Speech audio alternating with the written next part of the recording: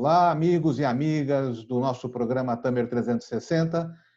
Estamos hoje trazendo dois personagens para discutir o que vai acontecer com o nosso mercado, o mercado de previdência, o mercado de ações. E são eles, Luiz Ricardo Martins, que é presidente da Associação Brasileira das Entidades Fechadas de Previdência Complementar, e Fábio Coelho, presidente da AMEC, Associação de Investidores do Mercado de Capitais. A conversa vai ser efetivamente sobre o mercado de capitais, sobre o que vai acontecer com o Brasil, e acho que vai ser bem bacana esse bate-papo.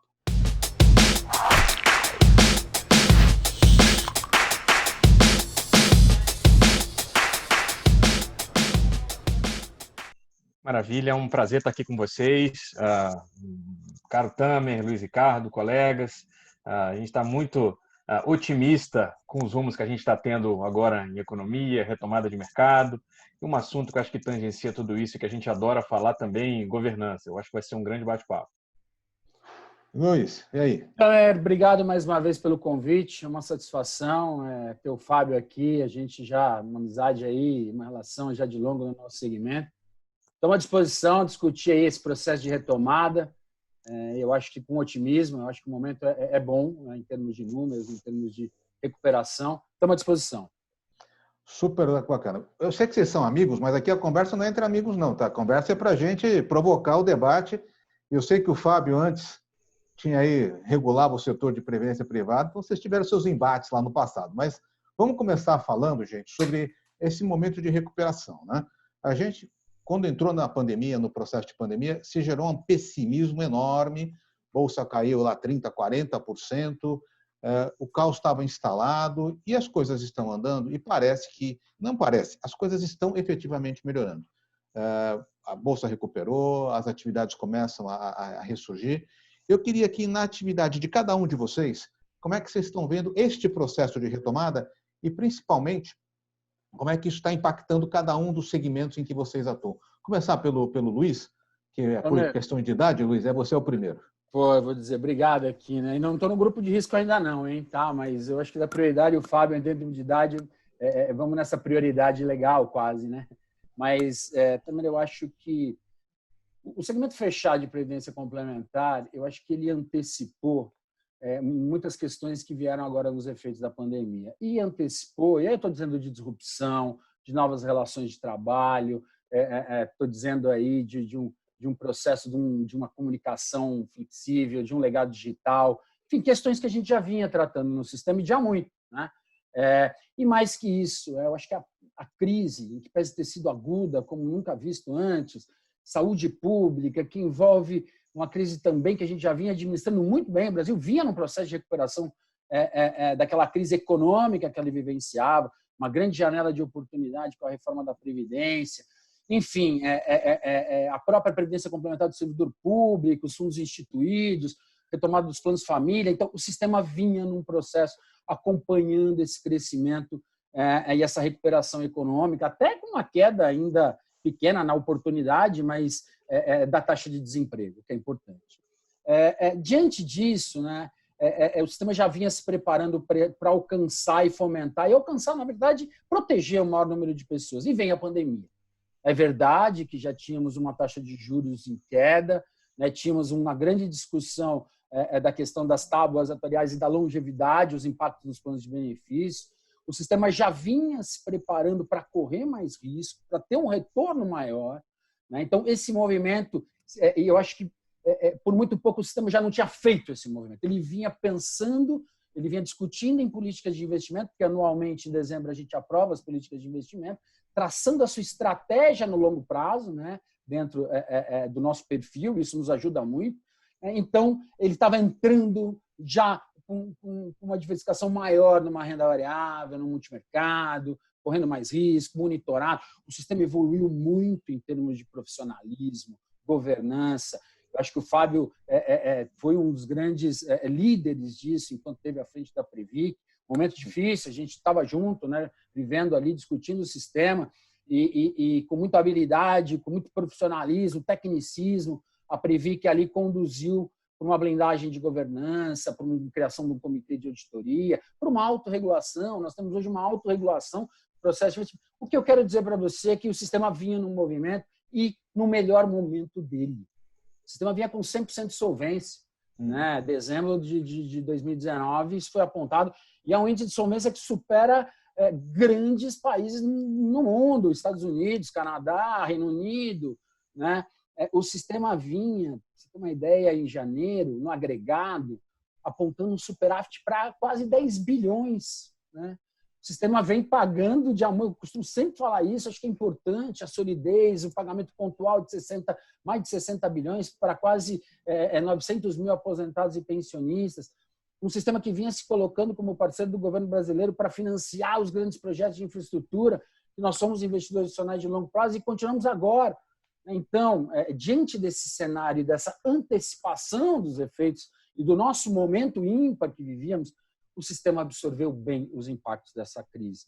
E a resposta vem aí, quer dizer, eu acho que, em que pese em março ter sido, né, um terrível, né, para o mundo inteiro, mas a gente já nota, como você coloca, com grande otimismo, uma recuperação, eu diria até para você, surpreendente, e aí renda variável, multimercado, temos que diversificar, temos que ter produto, políticas de incentivo a poupança de longo prazo. Olha, o momento nosso é com muito otimismo e para superar esses desafios, esses fomentos todos que se colocam, desafios com o fomento necessário, com proteção maior das pessoas que se colocam nesse momento aí à frente. O sistema tem tudo para exercer um protagonismo, resumiria isso para você. O Brasil vai precisar da iniciativa privada para sair disso, e nós estamos aí à disposição. Fábio, do teu lado aí, como é que você está vendo o teu setor, o setor do mercado de capitais, o que você está sentindo? Essa retomada é vigorosa, ela está sustentada, é um cenário benigno? Estamos Legal, nessa Tamer. vibe aí? Olha, eu acho que a gente precisa contextualizar o início, os primeiros meses do nosso ano de 2020 em linha com a retrospectiva que o Luiz Ricardo acabou de fazer, né? Se a gente volta um pouquinho no tempo, né, para o ano de 2015, que foi um ano muito difícil para as fundações, e nos anos seguintes para a economia brasileira também a gente passou por um período, né, que a gente não tinha vivido na história da economia brasileira, quer dizer, tanto o setor de previdência quanto, extrapolando aqui a própria economia brasileira, a gente passou por um período muito complicado. Mas o ano de 2019, com as reformas que foram feitas, com o crescimento do mercado de capitais, a expectativa de aumento do valor das empresas em bolsa, a gente estava enxergando aqui um desenho de IPOs, a retomada dos IPOs no Brasil.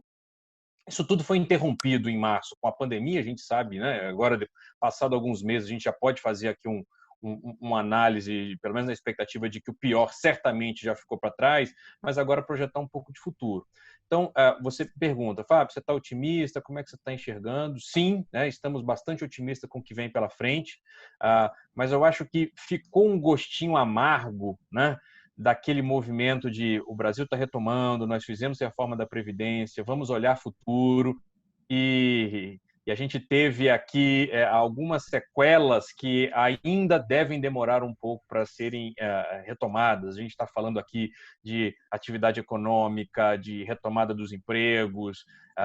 Enfim, eu fico um pouco triste aqui discutindo economia e vivenciei isso de perto no ano 2018, 2019, a gente discutindo teto de gasto, dívida pública, né? Quer dizer, todo o esforço que foi feito e não teria como ser feito de outra maneira neste momento, né? Agora de você não, aí, o momento agora é outro, as necessidades são outras, vamos deixar isso de lado para cuidar agora das pessoas, da população, mas como economista fica um gostinho ainda de puxa vida, na hora que a gente estava quase, a gente deu aqui um passo para trás e a gente precisa reconstruir isso. Acho que você está no mudo aí também. Teve um dado interessante, gente, que eu vi outro dia, de massa salarial, né? Que a queda da massa salarial, até foi aqui o economista Schwartzman que falou, teria vindo de 218 bi para algo em torno de 205 bi no total, durante esse período de pandemia, né? Mas que o governo teria injetado coisa em torno de 30 bi nos planos assistenciais, e que isso teria feito um grande colchão de amortecimento, né? Isso, de um lado, acho que está ajudando, eu queria ver a opinião de vocês, e de outro, e aí mais para o Luiz, a questão da mudança de comportamento. O setor de previdência ele passa necessariamente por mudança de mindset com as pessoas querendo poupar. Isso, você acha que essa pandemia traz essa questão? Então, dois olhares. Um mais econômico, talvez para o Fábio, essa questão das massas salariais, da ação do governo, e essa mudança de comportamento do brasileiro mais cauteloso. E a gente vê isso, inclusive, tem dados vindos da China mostrando que o chinês está mudando muito seus hábitos, está sendo mais seletivo, está sendo mais cauteloso. Então, esses dois olhares, um mais de poupança e um mais de massa salarial. Luiz, primeiro você, por favor. Vamos. Bom, rapidamente, comentário. Eu acho que o governo agiu muito bem. Eu acho que o governo, na dose certa, e agora vem monitorando, porque isso tem que monitorar, né? De 15 em 15 dias nós temos um cenário diferente. Então, eu acho que o governo abasteceu de crédito onde precisava abastecer. O governo cadastrou 40 milhões de pessoas no auxílio emergencial, quer dizer, e veja, né? Em 15 dias, 20 dias, né? Com a extensão territorial que nós temos, com a diversidade populacional, enfim, eu acho que o governo atuou muito bem. E isso foi fundamental para a gente encarar nesse curtíssimo prazo a crise, administrar e poder entrar nesse processo de retomada. Então, esse é o primeiro ponto, né? Eu acho que a atuação foi perfeita. A gente, até no âmbito do nosso segmento, no nosso CNPC, que é o nosso conselho, né, de regulação, a grande pergunta que vinha é: será que também precisamos de um esforço do segmento fechado de previdência complementar com suspensão de contribuições, aquela coisa toda que se discutiu, porque o governo já vem fazendo um esforço demasiado em várias frentes. Será que precisa de mais? Precisamos mexer nessa poupança de longo prazo? Então, essa foi a grande discussão e me parece que ela ainda está, porque, evidentemente, nós temos pontos aí ainda, entidade, empresas sofrendo muito, né, em que pese o processo de retomada, mas o fato é, nesse ambiente comportamental, com esse novo mundo que veio aí, né, eu acho que essa curva de aprendizado que veio para ficar, né, como eu já me referi, que a gente vinha, né, também, enfrentando esse desafio, como eu disse, disrupção, novas relações de trabalho, comunicação. O sistema funcionou muito bem nisso. Agora, eu acho que a gente tem esse grande desafio de exercer esse protagonismo enquanto um segmento que protege aí quase direta e indiretamente 6 milhões, desculpe, 6 milhões e meio de pessoas. É um sistema que tem 13% do PIB, que acumulou quase 1 trilhão. É um sistema que, à luz dessa recuperação, que necessariamente, e o ministro tem dito isso na sua política econômica liberal, vai passar, e vai mesmo, pela iniciativa privada, né, no momento em que esse segmento, com toda essa solidez que ele enfrentou, esse momento de crise grave, né, esse sistema vem se reinventando, esse sistema precisa alcançar o maior número de pessoas. E a gente sabe que as empresas não estão criando entidades fechadas e aí a questão do patrocínio, a questão de visão do empresário, a questão de focar no seu próprio negócio, envolve também responsabilidade, tem um monte de coisa que veio afastando o empresário da criação, aí a própria relação do trabalho, um novo perfil do trabalhador, né? Nós não vamos ter mais emprego, eu acho. Nós vamos ter trabalho, vamos ter serviço, né? Então, esse perfil, com essa geração de milênio, eu acho que o sistema vem aproveitando isso muito bem, ampliando para os familiares.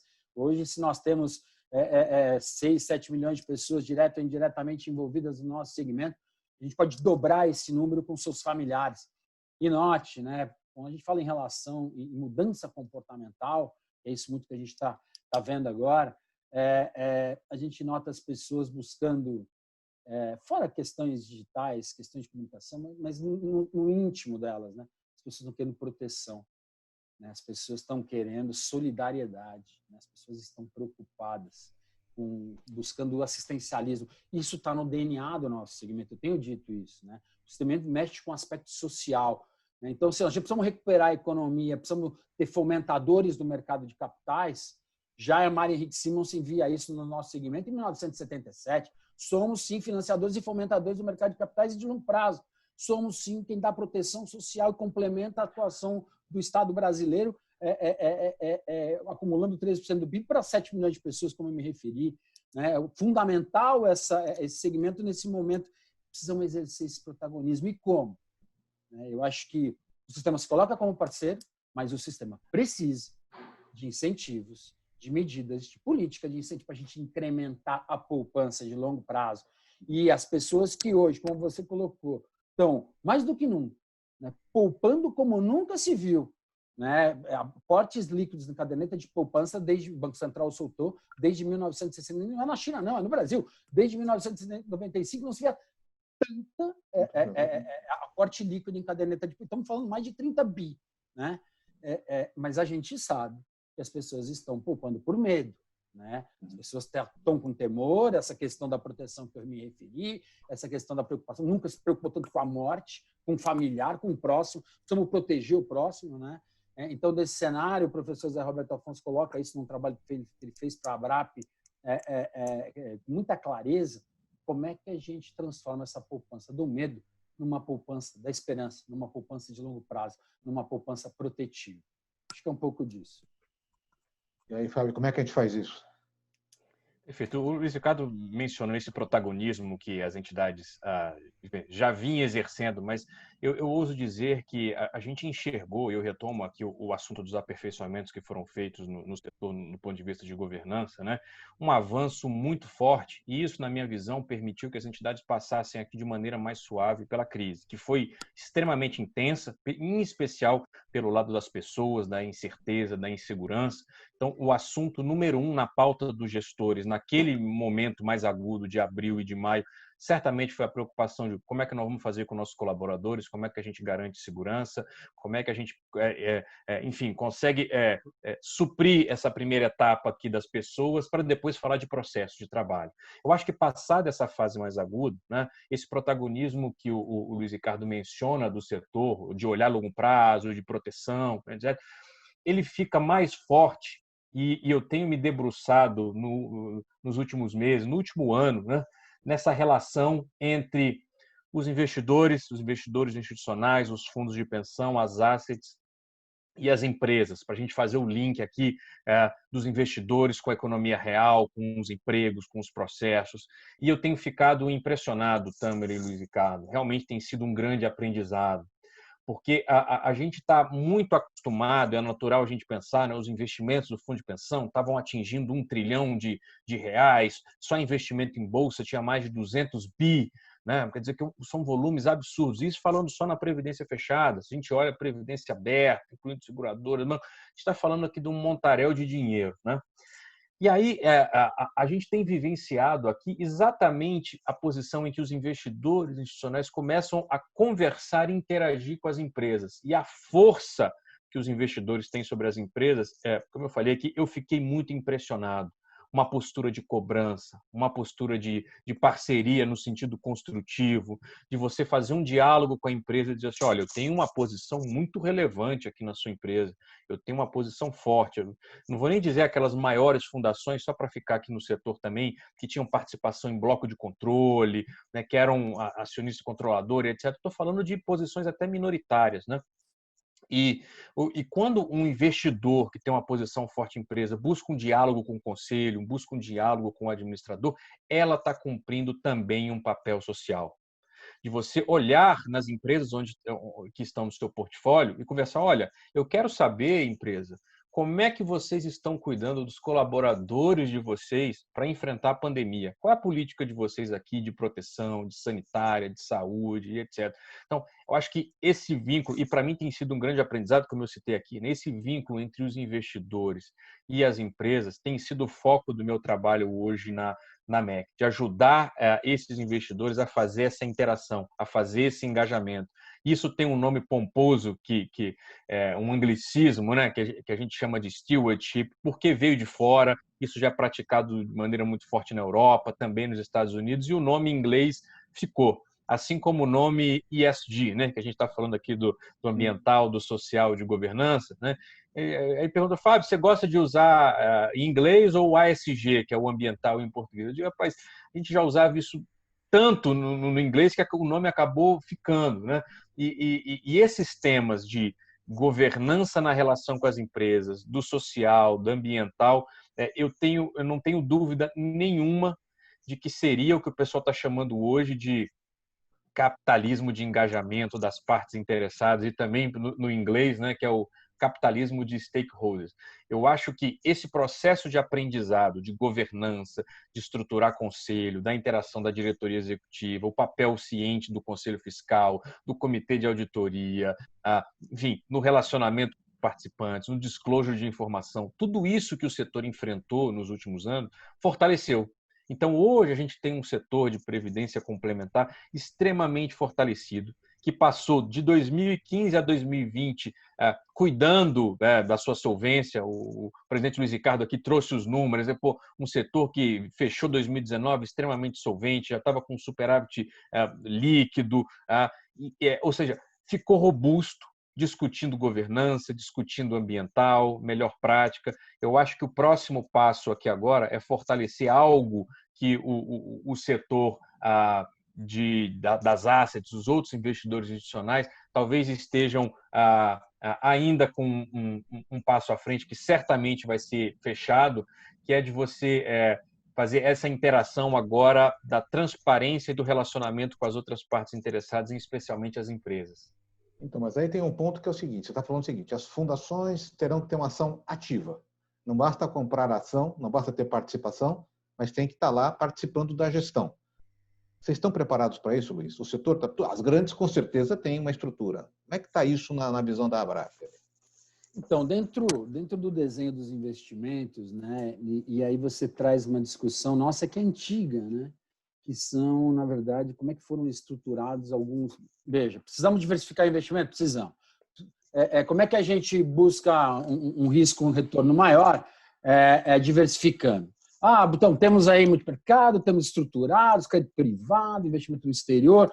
Vamos focar no estruturado. Então, até para casar um pouco com a resposta para a tua pergunta. A gente teve um movimento de estruturado, né, que demonizou.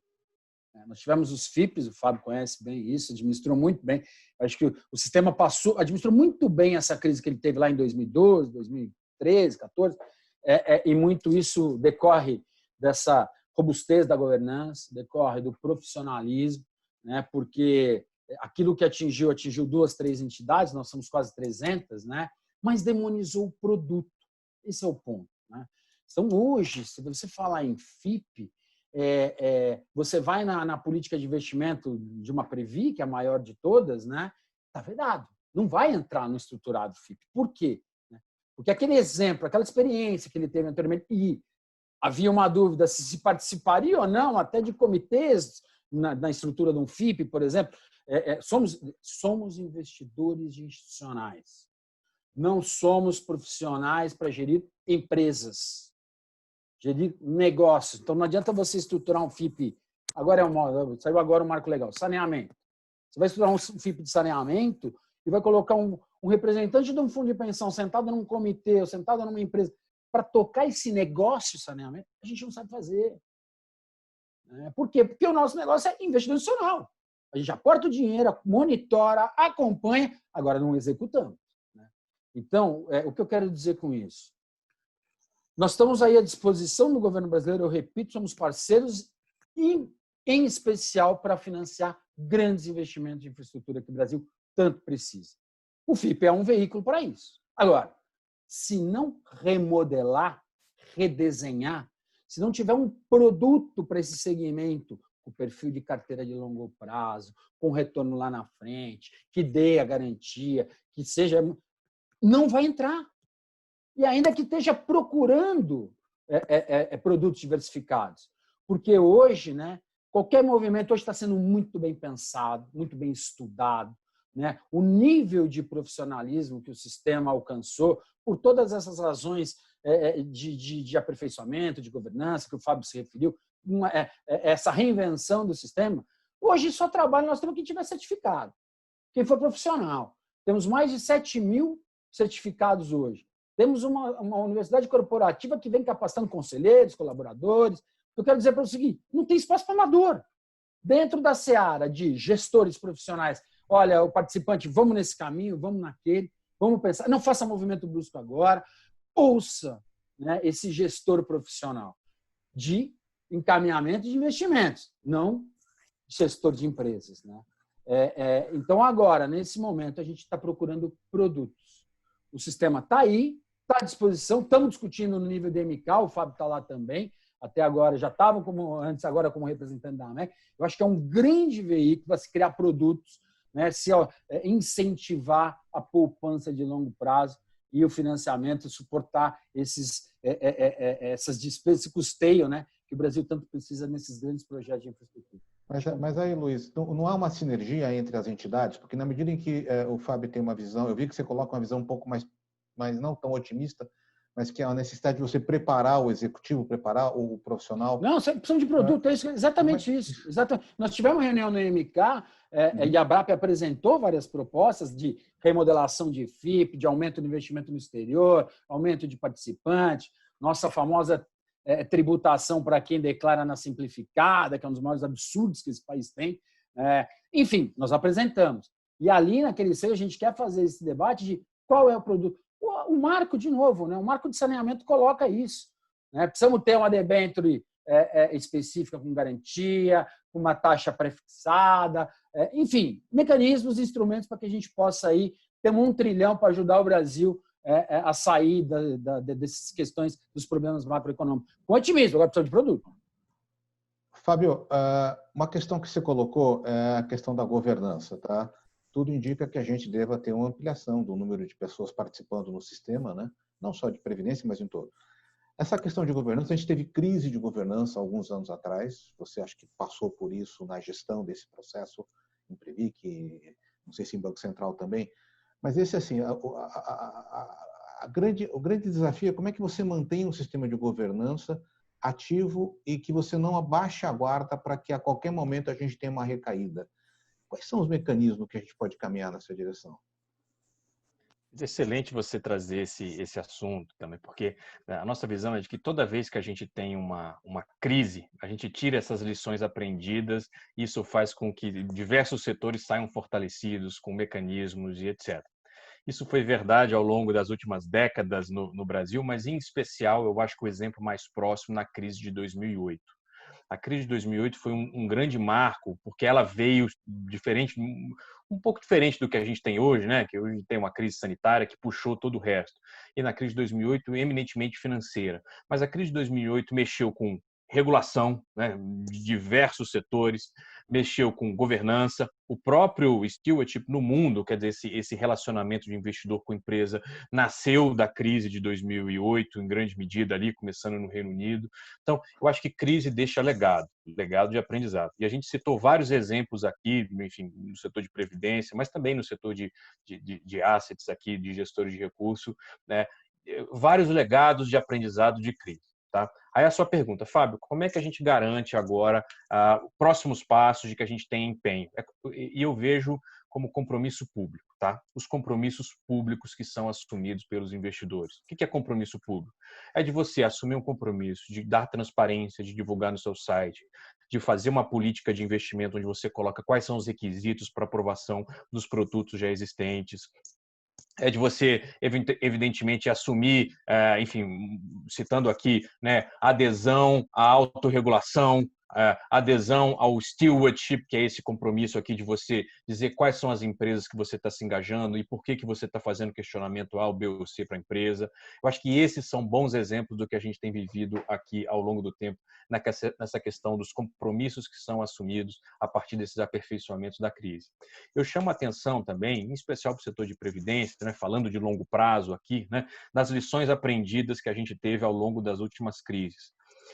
No curtíssimo prazo, eu citei aqui a questão de pessoas, a questão da crise sanitária, mas eminentemente falando aqui dos investimentos, ou do financeiro, ou da preparação para a aposentadoria, a gente tem um choque de liquidez no curto prazo muito forte, né? E o caixa das fundações é sempre o primeiro que aparece, porque assim, temos condição de sobreviver 12 ou 24 meses, né? A gente não sabe como é que está a crise, estamos no meio dela, e as fundações vão fazendo esse olhar de curtíssimo prazo. Mas acho que passada a fase mais intensa da crise, o que fica é o olhar de longo prazo. Eu acho que o legado dessa crise, o impacto do que a gente está vivendo aqui, ele ainda não apareceu, eu digo, olhando do longo prazo, né? A gente vai ter que esperar fechar os resultados agora de 2020, olhar como é que, de fato, no final do ano, não agora, a solvência se manifestou, e se de fato essa solvência teve um impacto muito elevado, né, a gente está vivenciando uma expectativa de recuperação no segundo semestre. Então pode ser que no final do ano a gente diga, puxa vida, começamos mal o ano,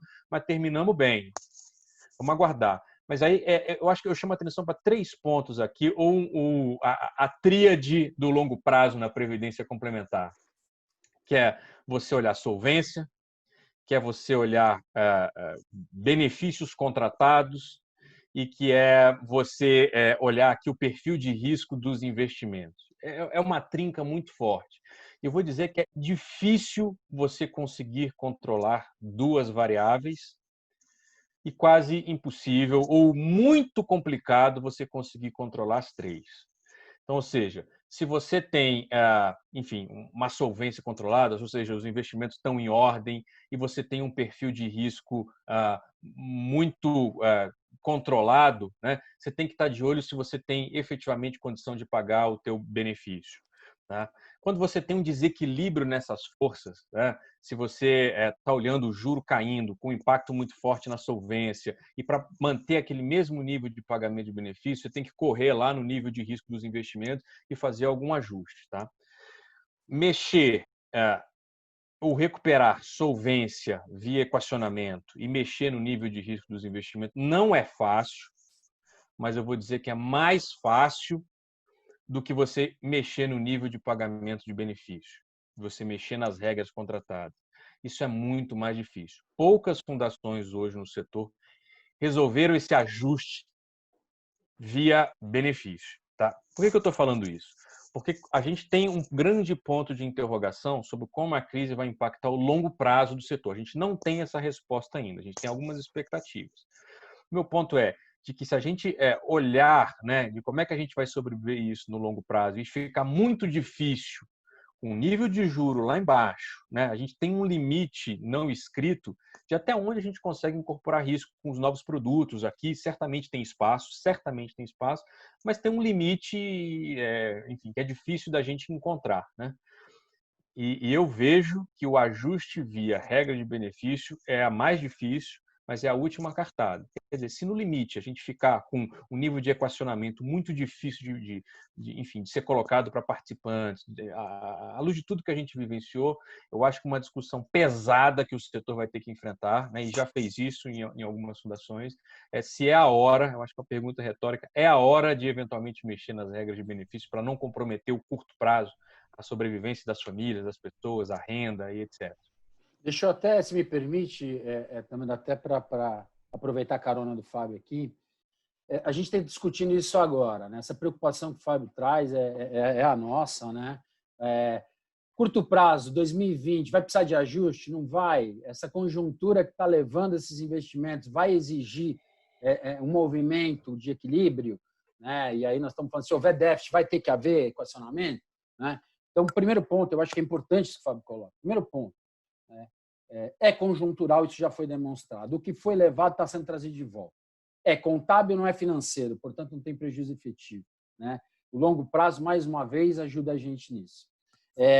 Os 3 pontos que o Fábio coloca, e realmente são esses, né? A solvência, o benefício contratado e o perfil de risco, né, que ele coloca, são temas que a gente vem com uma tremenda preocupação, isso que eu queria até complementar o que o Fábio está dizendo. E a ABRAP fez um longo estudo, essa era uma preocupação no CNPC, quanto à liquidez. Então, a gente já fez um longo estudo, antes mesmo desse da Previ, que mostra a liquidez, o sistema perfeitamente líquido, o sistema sólido, como eu me referi. Aí nós fizemos um estudo, a Previc especificamente, no primeiro trimestre, né, já com números de recuperação, inclusive para abril e maio, que mostra uma solvência plenamente satisfatória. Isso decorre daquele momento bom de dezembro de 2019, que a gente já falou.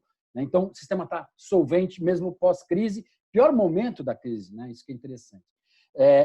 Perfil de risco, né? Isso o sistema aprendeu demais.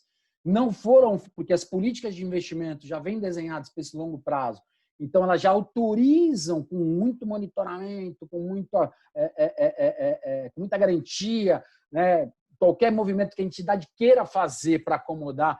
E veja, desse profissionalismo que foi feito, de novo, a recomendação é sem movimento brusco, né? A gente está precisando agora de cientista, docente, formador de opinião. O que eu faço aqui? Não faz nada. Calma, né? São os consultores, calma. Então, a gente está muito maduro para isso também. Acho que o nível que o sistema alcançou. E o benefício contratado, nós estamos cumprindo. Por quê? Como o próprio Fábio falou, quem sabe a gente chega no final do ano, não tem que fazer nada, né? É isso que a gente tem dito do CNPC.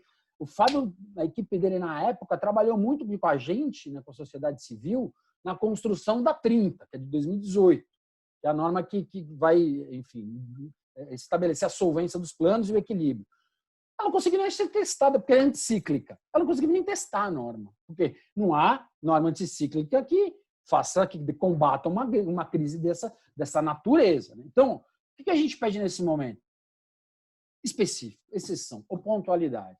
Eu acho que nem tem que fazer questionamento de déficit se der déficit no final do ano. Né? Pessoalmente, há um grupo, a ABRAP constitui grandes cabeças para discutir isso, e esse tema está na nossa pauta. Mas as notícias são tão boas nesse processo de recuperação que eu estou com o Fábio. Daqui a pouco não tem que fazer. Daqui a pouco dá superávit nisso daí, no final de 2020, e a gente já começa nesse processo de recuperação quanto antes. Bom, gente, nós estamos quase chegando aqui no final, mas eu queria abordar um último ponto da nossa conversa, que é esse investimento nas empresas que são sustentáveis, que respeitam o meio ambiente.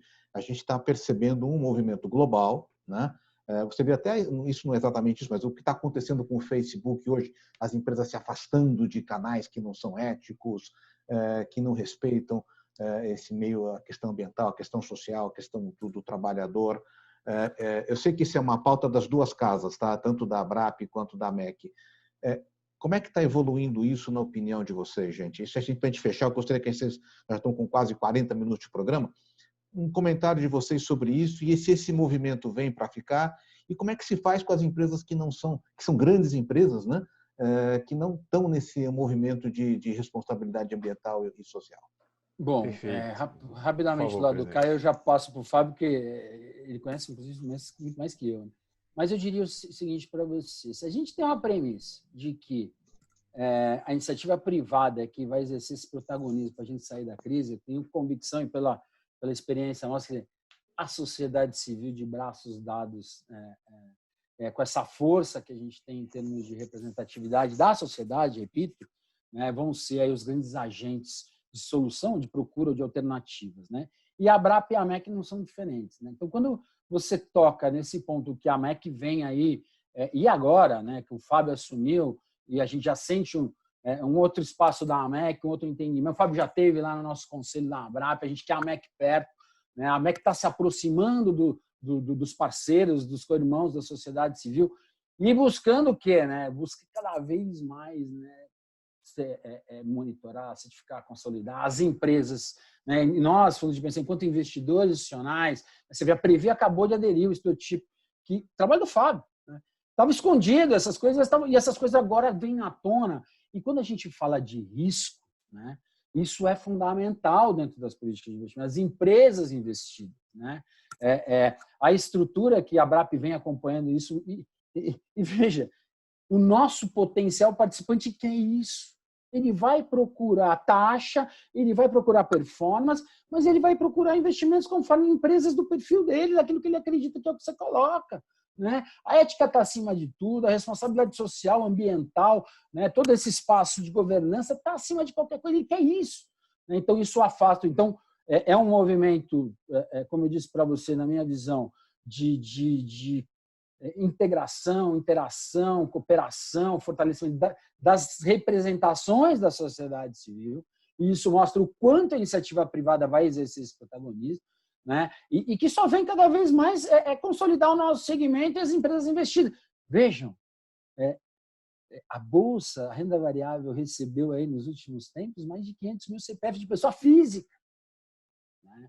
Os IPOs que o Fábio coloca aí, e parabéns, Fábio, o trabalho de comunicação. Né? Comunicação hoje para nós é tudo, né, Tamara? Você é um especialista nisso e a gente, como gestores de associações, a gente sabe dessa importância. Eu sou suspeito, eu não posso opinar. Você é suspeito. É fundamental nesse momento, é tudo que a gente precisa, inclusive com relação com o nosso participante. Então, dentro dessa comunicação que é feita, dentro desse trabalho profissional e que a gente busca fortalecer as empresas para que os minoritários estejam fortalecidos, né? Eu acho que isso é extremamente fundamental para esse processo de recuperação e de investimento cada vez mais maduro, cada vez mais profissional, cada vez mais com menos risco, né, para as nossas entidades. Fábio. Tamer e Luiz, eu vou começar por uma história pessoal aqui de como é que eu acabei me envolvendo com esse assunto ESG, sustentabilidade, ainda no período de governo, ou voltando até no período de pré-Previc de Banco Central, com a regra de responsabilidade socioambiental para as instituições financeiras, os bancos e etc. Mas eu acho que nos últimos anos eu participei de diversos debates em todos os níveis aqui para discutir esse tema, seja no bondes de infraestrutura, como é que fica a questão socioambiental, participei de diversos fóruns aqui no Brasil.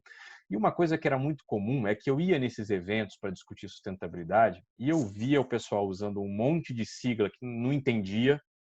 Eu via o pessoal discutindo assim com um ativismo, e a palavra ativismo ela tem duas vertentes, né? Quer dizer, pode ser aquele pessoal mais agressivo e tudo, mas eu vi o pessoal com um discurso que eu não me identificava muito, que era um discurso de sustentabilidade, quase como um abraçador de árvore, né? Tem que proteger a plantinha. E eu disse assim, puxa vida, essa pauta institucional, tanto para ser levada para dentro do governo, mas também para atingir o coração da governança, dos conselhos, da diretoria, isso é difícil você ir por essa pauta. Eu não me identificava. Mas aí depois você vai encontrando interlocutores que têm um pouco essa visão mais institucional de como fazer isso acontecer, né? Com senioridade, de levando isso uma pauta legítima, que os investidores consigam entrar nessa agenda, porque é um caminho a ser seguido que ele é uma escada, você tem que ir degrau a degrau, né? E quando você participa de um debate desse, onde está todo mundo muito especializado, você não entende, você sai de lá não engajado, tá? Mais recentemente, né, a gente olhou movimentos que foram feitos na Europa, nos Estados Unidos, por gente grande, investidores institucionais pesados, né, que finalmente entenderam o papel, enfim, dos investidores nessa pauta de sustentável. Tá? No início do ano, em especial, a gente teve dois movimentos, ou no ano de 2020 a gente teve dois movimentos que eu acho que foram assim marcos que vão ficar aqui realmente na história para isso, que foi o Fórum Econômico Mundial, onde essa pauta veio muito forte, muito forte. E a gente teve o CEO global da BlackRock, o Larry Fink, dizendo, olha, nós, investidores institucionais, temos um papel muito forte de cobrar das empresas em que a gente investe uma série de pautas. Isso ficou marcado, né? E eu acho que daqui para frente, tanto quando a gente para pensar, né, o que as novas gerações querem do ponto de vista de investimento, né? Dito de outra maneira, né? Será que faria sentido um fundo de pensão que tem investimento de longo prazo e etc., fazer investimentos em setores, eu vou exagerar aqui, tá? Que exploram mão de obra escrava, mão de obra infantil, que entram em setores assim duvidosos, né? Aqui não estou fazendo juízo de valor, mas da indústria armamentícia, da carvoeira e etc. São perguntas que precisam ser respondidas em cada fórum, em cada conselho e etc. O santo graal do investimento aqui em sustentabilidade, o que eu tenho visto, é uma palavra, você deve ter ouvido falar, que é como é que os investidores integram essas questões na hora de fazer o investimento. É a história da integração, né? Existem diversas formas, diversas metodologias, mas essa é a pergunta-chave. Como é que a gente integra? Ou seja, como é que eu levo isso para a decisão do comitê de investimento dentro da fundação? Como é que eu incorporo isso dentro da política de investimento da fundação? Como é que eu levo isso para a decisão dos conselhos? Eu acho que tem um espaço grande aqui de capacitação saudável dos conselhos para ajudar eles a tomar essa decisão, né? E ajudar os conselheiros, os investidores a tomar essa decisão, eu acho que é uma sensibilidade que precisa ser feita pela sociedade civil e também pelos reguladores. Eu fico muito confortável para falar. Por quê? Porque se você chega com uma pauta super ousada, vamos fazer aqui uma regra regulatória onde vai ser obrigado a dar disclosure disso, daquilo, né? Dificilmente vai ser bem aceito pelo governo, exatamente por essa curva de aprendizado não estar consolidado. E, do outro lado, se você chega numa grande fundação, ó, a partir de hoje tem que dizer, divulgar isso, aquilo outro, etc., não vai conseguir fazer. É um processo de aprendizado. Eu acho que a regulação de fundos de pensão na Resolução 4661 deu um passo importantíssimo. Ela trouxe ali no artigo 10 do parágrafo 4º, dizendo assim, olha, as fundações precisam olhar riscos ambientais, sociais, de governança naqueles investimentos que eventualmente isso esteja presente. Pode parecer uma frase vazia, mas eu acho que ali tem uma década de trabalho inteira para ser feita sobre essa redação para a gente ajudar. A gente vê excelentes iniciativas e muitas fundações que já estão fazendo isso, né? Dentro da ABRAP, algumas fundações que são associadas da AMEC, né? E o DNA da AMEC aqui é de ajudar esses investidores a traduzir isso para tomar de decisão, né? A gente tem no site da AMEC uma série de relatórios de instituições que fazem isso e divulgam, está lá publicamente. Olha, a gente faz isso escolhendo empresas com essas características, a gente faz isso com esses critérios, e a gente quer, acho que a pauta da AMEC é de ajudar esses investidores a navegar esse mundo, Tamer e Ricardo. Gente, eu queria agradecer muito aí a participação de vocês no programa. A palavra final de cada um, nós estamos estouradão no prazo, mas acho que tem muita coisa para construir, acho que tem muita sinergia entre vocês, entre as entidades. Fecho aí do Luiz e do Fábio para a gente amarrar a nossa conversa. Também, mais uma vez agradecer, Fábio, prazer estar com você aqui. É nosso almoço aí por força da pandemia, tá temporariamente suspenso, mas ele vai sair, é sempre uma satisfação. Otimismo, né? Se eu pudesse resumir o momento agora, é de otimismo, é de recuperação e é de um sistema fechado que está aí para exercer o seu protagonismo, faça a sua importância no cenário nacional. Obrigado também mais uma vez, Fábio, prazer em te ver. Legal, gente. Bom, minhas palavras finais aqui é dizer que eu sou um grande entusiasta. Agora eu fico muito mais leve para falar de que eu sou um grande entusiasta do setor de previdência complementar. Agora eu posso dizer, eu sou participante de 3 fundações, né, do setor, contribuo, enfim, e tenho convicção de que essa é uma pauta de poupança de longo prazo que o Brasil precisa. Eu pego a sua palavra também, sinergia, que é uma que eu gosto muito. E eu estou vendo aqui uma grande sinergia, tanto do governo quanto do setor privado, aqui a sociedade civil. E eu fecho aqui dizendo que a MEC e a ABRAP têm uma correlação muito grande de buscar governança, de buscar ajudar os setores. E essa pauta aqui dos investidores institucionais, né, tanto pela autorregulação quanto pela sustentabilidade, os comitês que a ABRAP tem criado, isso tem um diálogo muito forte com os associados da MEC. E a gente acha que daí sairão bons projetos de ganha-ganha para a sociedade como um todo, não só para os respectivos associados. Gente, super obrigado aí pela participação do nosso programa. Fábio Coelho, presidente da MEC, Luiz Ricardo Martins, da ABRAP.